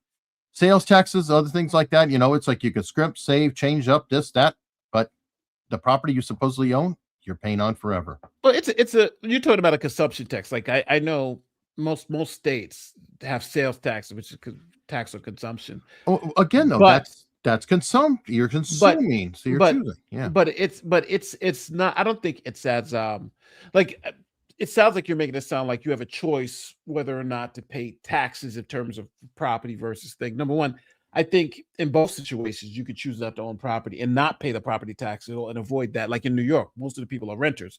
So they avoid paying the property tax directly, even though the person who owns the building has to pay the property But then tax. you're paying a rent. But then I would say... My point is that the whole idea is you invest in a house, you own it, and you don't owe anybody anything because it's yours. But it's not true. You never truly own it. Yeah, I would say also when it comes to, let's say, consumption taxes, food, for instance, and then you have to consume stuff. So you essentially, well, it depends on where you live. You got there's no food tax in Arizona. Last time I checked, there's no consumption tax. You mean, right? No, there's no food tax. Oh, food tax. You got to be careful on that because sales tax differs depending on where you are. So in Arizona, if you buy a car, you're going to pay a damn sales tax. If you buy food, at least when I was there, it could have changed. You don't pay sales tax on food. All right. So, so there's going to be variety. Like I know in California, you pay tax on everything. But like here in Texas, there's no income tax, but there is still a sales tax and a property tax, for instance. So I don't know. I kind of feel like there's no way you can avoid taxes There's no way you can. No, avoid but you taxes can mitigate anyway. them a lot more. With the property tax, though, it's set and it just continues to go up. And what I'm saying is he is talking about raising the one inescapable tax. Because even the consumption tax, you could drive across the damn river right into New Jersey or to another state, and you can go buy your food for a different tax rate. Is that correct? Yeah, but you can't leave your damn property. But you don't escape the tax. Well, you could move too. Right? Again, though, but then you don't own that property. So my point is that those are mobile. And are there any places that don't have property tax? Yes. I don't know all of them I have, but there are a couple. So you could move to some place. So I don't know. I don't know if that's compulsory, even though if there are places you can move that doesn't pay property taxes, then you have to kind of make a choice, right? Right. And property tax is a local tax. Yeah. The city hammers you on property. Because just like what you said, if you want to avoid the consumption tax, just go across the bridge and pay a different tax rate. Oh, and by the way, Florida doesn't have an income tax. So there are other places, that have different things. But that begs the question is, how is Florida doing it for a state of 24 million people, and New York can't do it? And I'm sure that they keep the costs down. First off, I'm willing to bet that Florida doesn't have nearly as many programs as there are in New York. Yeah, that's fine. Yeah, programs cost a shit ton of money. Just like we were talking about the homeless going around, and then that's going up and up and up and up. So the first trick is no extraneous programs. So if your bills are lower,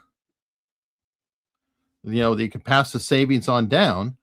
What is Mamdani saying? He's not saying, oh, let's cut the excess programs, let's cut this and that. He's saying, no, we want more. So you've got a huge bill. I'm betting, and I don't know Florida that well, but I will throw it out there, and I'm willing to bet $100 there are fewer social programs in Florida, of course, than there are in New York, and therefore their nut is smaller, if you will, from the crude term. But whatever the outlay is that the state has to pay is smaller.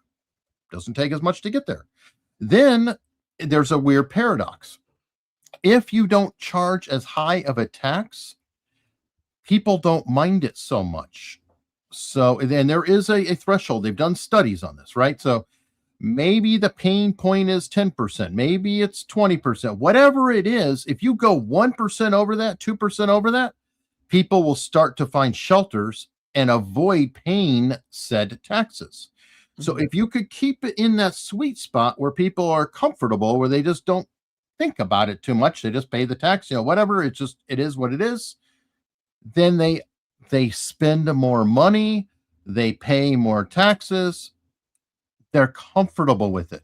But in New York, he's talking about trying to raise income and everything else, and people start to say, okay, screw that, let's look for the tax shelters, I'm tired of him and so then they try to duck out of all their taxes. Whereas if you're a little less greedy, a lot of times people just don't care. They just let it go. I tried to look it up. So they have a couple of things. 40% of the New York City budget goes to their school system, which is insane in itself. So I don't even want to get into. They must be top performers, right? Yeah, no, they're one of the worst performers. I know that. It's a reverse correlation. The more money you put in, the shittier the schools are. That usually is the case. Yeah. Go on. So it says, for instance, New York City consolidated 6-1 budget. So the schools, that's one of the biggest pieces. Second, New York City is an expensive city. Cost of living is twice as much as most of the state of Florida. But if you think about it, you realize it. Well, you've got the whole state.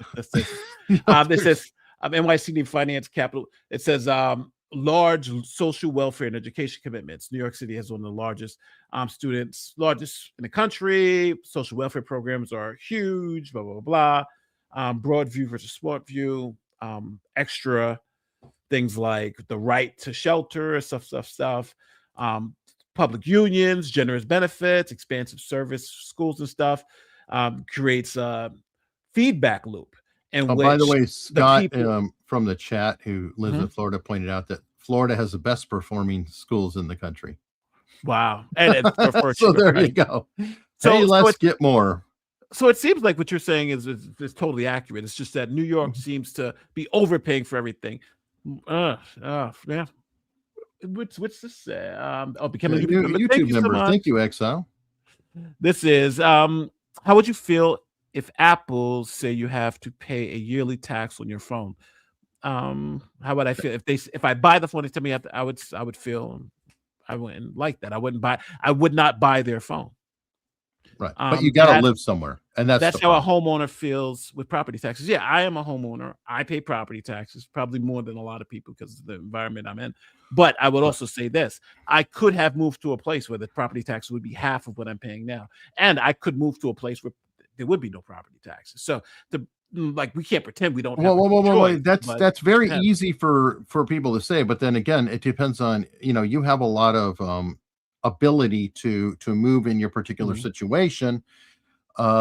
Keep in mind those who have all their family, all their support, and it could go even further. Like I'm going to say, let's say you have a divorced mother or divorced father, right? And they're saying, okay, I can't live in New York. I just can't afford it. I can't afford the property tax. I want to move.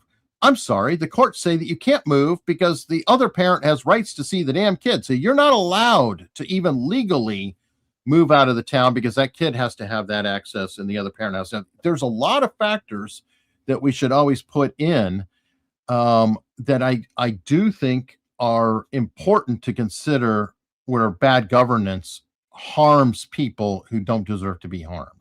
Well, I agree. I do agree with all that, but the conversation was kind of coached in the compulsory aspect to it, right? There is no other option, blah blah blah blah, and taxes with this. Well, yeah, you own it or you don't. What I'm saying is like when we talk about property taxes, we could move, so there were ways to get around. I'm still arguing the same point, and it's either you own it or you don't own it, and you don't own it. So as long as there's a property tax. Yes, if there's a property tax in the state, I don't own it. But if that's an issue for me and I want to own it, then I would change my thing and I would move to a place where I can. Now, there are some people who can't do that. Yeah, I understand that, but that still doesn't mean you don't have the option to try to find some place that doesn't. But my argument, everybody's going to have an argument. My just argument, like the people in New York who are moving to Florida, they have the ability to move too. Back up though. Let's take my original point because we're straying. My original point is that property taxes are the most insidious tax because you can never own anything. If you can't own the property, they're insidious, right? And I brought up a million examples how you could, live in the property or whatever else, and you could, bring your food in from elsewhere. You could go plant them in your backyard and pay nothing on it and grow your own damn food. Now, if I just there's say, a lot of things, but the property tax, you never truly have a home. So if I say, except the places where there are no property taxes, would that be sufficient? So you're right. They're insidious wherever they are, except in the places where there are no property. Well, then that's a different discussion. When I say property tax, because now you're saying, well, the thing that doesn't have this thing isn't insidious. Well, yeah, you're right. No, I'm saying is in the United States, you have options, right? You don't have to, just like you have options to pay less taxes. Because when we talked about, like you mentioned, the option of in New York City, you had to pay and you could just cross the bridge. So I was going off of that logic too. I was like, okay, so and that's why I asked. I said, is there places that don't have property tax? You said yes. So I said, so there are options. But now, then you kind of made it seem like there were no options really because you said there were people who married and all the other stuff. And I was saying, well, in those situations, yeah, but generally, if you have an option to either pay this tax or pay this tax based on where you live, then, it's insidious where it's at, but that doesn't mean me as an American have to only pay those property taxes. That's what my point still stands that if you have property taxes, you can't own it. Agreed. So that's it. That's my because it's a perpetual tax. Yes. Yeah. Agreed. The more service the government provides, the more taxes they need. Obviously, that's what's going. That's obviously the problem that's going in New York, raising the cost of living, pushing more people into government services, and the cycle goes on. And that's one of the issues that they were saying in New York City is that like when the government starts paying for people's rents, then naturally the rents go up because people, it's like you got government assist. They kind of sits the floor, and then everybody else has to pay more. My argument might have gotten stronger if Adventure of Grace and Fire is accurate in the chat. Oh, what did he say? Pull it up. I don't have it handy. Hold on. All right. Well, just what he said. I don't know. Okay. According to a Rocket Mortgage article, there are no states without property tax. Yeah, that's why I asked that. I was like, if there are no. Well, I states with thought there property might. Well, taxes, then- things change, Nate. That's why I mentioned the food tax when I lived in Arizona. That could have Mhm. changed for all I know. Yeah. But yes, if there are no states with that property tax, then my point is even stronger. Then that your it's point the is most that, the city that, is that taxable. it's strong, because that was my only thing. Is there an option not to pay it? But if all states have property taxes, then your point, you've won the point. The point is clear. That's why I asked that particular question, because I was unsure if every state had property taxes. But if that's the case, matter of fact, we could just ask. We act like we act like we don't have. Well, I mean, anyway, we're so far afield anyway. Is there any state, because that's really our only disagreement, state that doesn't have property taxes? And I believe that person is right. But property taxes are local taxes, so it's dictated by the city, like a state level versus a Question. Did any state? Absolutely not. No. Every U.S. state has some form of property taxes. A 2025 review of all 50 states and D.C. levy some form of property taxes. There is no state with literally no property taxes. Property taxes are in certain states are levied in terms of state versus city, but all states have the lowest states. The states with the lowest effective property taxes are Hawaii, Alabama, and Louisiana, etc. The highest are New York and California. So, in what you said, Hawaii is surprising, actually. Because Hawaii is so expensive everywhere else. I'm surprised their property tax is lower. Because that's the balance, right? Higher prices. Yeah, but most left-wing states don't have a balance, Nate. They just say, "Oh pay yeah, that's me." true." I mean, that's why I said it's surprising. I'm complimenting them. I'm just saying it's surprising. So, okay, well, that's good. So with this new knowledge now, you are 1000% correct. Property taxes are essentially it's as insidious because no one in the United States actually ever owns their property, because they have to pay the tax on it. If you don't pay the tax, then that property goes. Then they sell that property to get their tax. And that's why I think that people should fight them tooth and nail, because that's the inescapable one. That's why I said you could do this with food, you could do that, you could grow your own crop, you could get by without utilities. And off the grid, there are people who will put up solar panels, who will dig a well to get their water. So there's a lot of options, but you can't truly escape that damn property tax. No, you can't. It's hanging over there, and keep in mind, that's why you have people who have inherited their land, their houses, and things like that, because their grandparents, great grandparents, whoever, they bought it like 150 years ago for nothing. It was dirt, and then suddenly it's this really expensive area. And there are people who have property taxes that are so high, they might as well be paying a mortgage somewhere else. And they literally get essentially squeezed out of their own land that they may have had for generations. That's why you see farmers having to sell off like massive amounts and things like that. A lot of because of property taxes. I will even say my argument about you not having to pay property taxes actually falls apart too. Like, even if you don't own property, because if you rent property, that cost is being passed on to you. If you're going to use a business that owns that property, that some of that cost is being passed on to you. So we all are paying the property taxes in some form or another, maybe not directly, but even indirectly. So your thing is it being as persuasive as it is.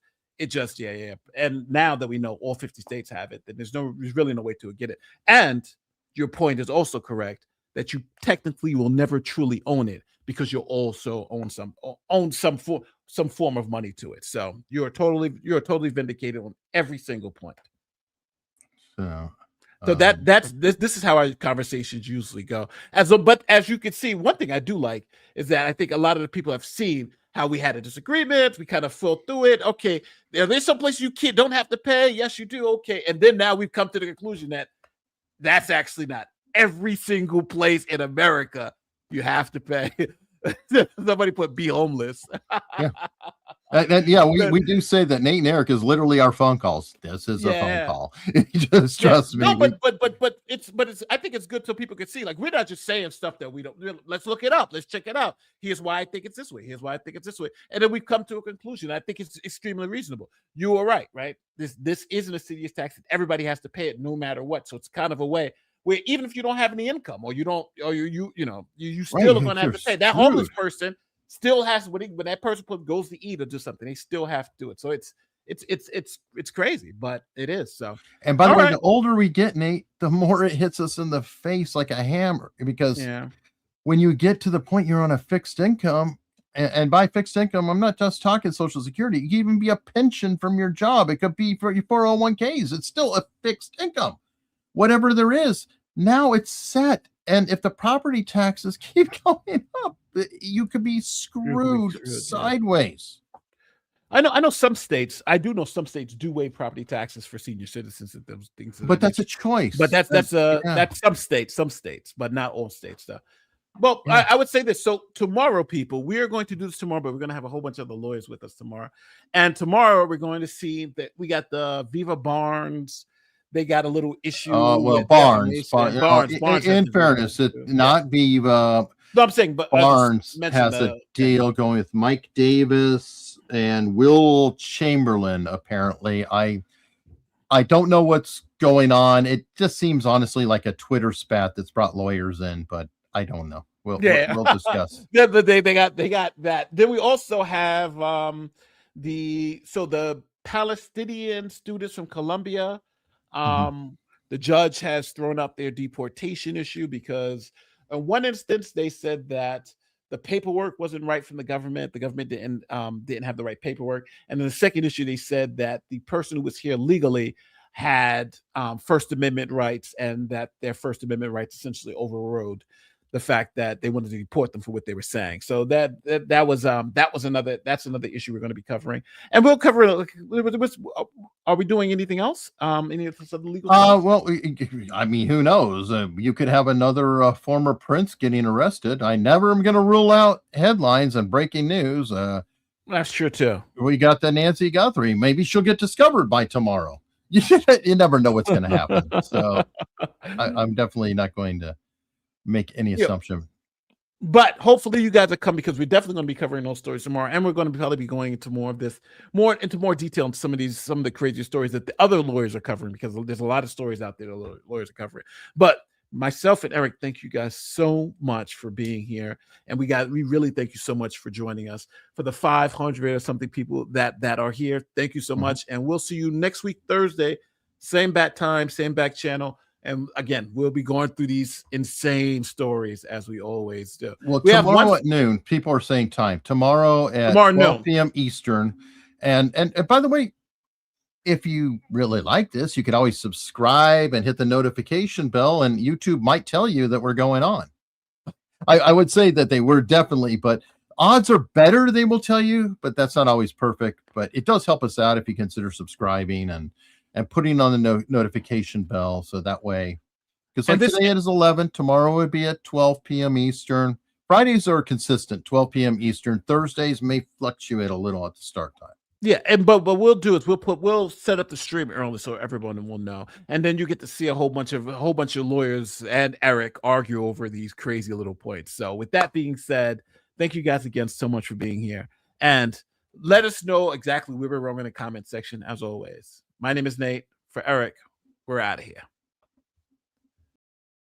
All right, you're in my courtroom now, Buster. And let me tell you, there's so many of you here that are downright guilty of not subscribing to Laid Back Law, yet watching full-blown episodes. Why don't you get your life together and just hit that button already? We all know you need it.